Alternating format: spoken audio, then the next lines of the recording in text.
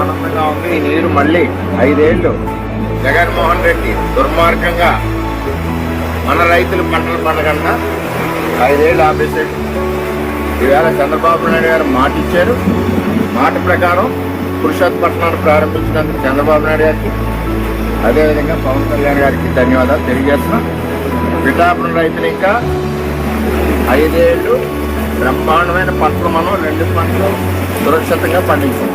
పని చేయించే ప్రభుత్వంలో పనులు ఎలాగ చకచక సాగుతాయో ఈ రోజు మన ప్రభుత్వం ఏర్పడిన నెల రోజుల్లోనే గత 5 సంవత్సరాలుగా పలాసాకి ఒక్క చుక్క కూడా నీరు అందించలేని అప్పటి అసమర్థ ప్రభుత్వం వైసీపీ ప్రభుత్వం, అప్పటి అసమర్థ మాజీ మంత్రి అప్పలరాజు గారు ఏ కబుర్లు చెప్పినా నెల రోజుల లోపల 5 సంవత్సరాల తర్వాత ఈ రోజు పలాస ప్రజలకి, ముఖ్యంగా చెప్పాలంటే రైతులకి టేల్ ఎండ్కి నీరు అందించారు, వంశధార నీరు.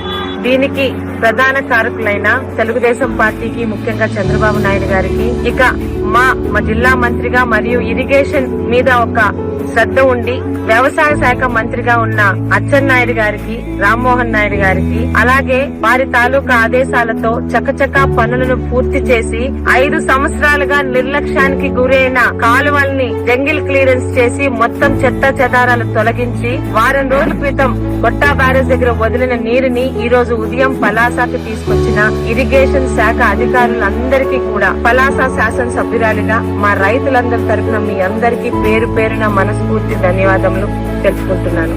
తోటపల్లి బ్యారేజీ కుడి కాలువను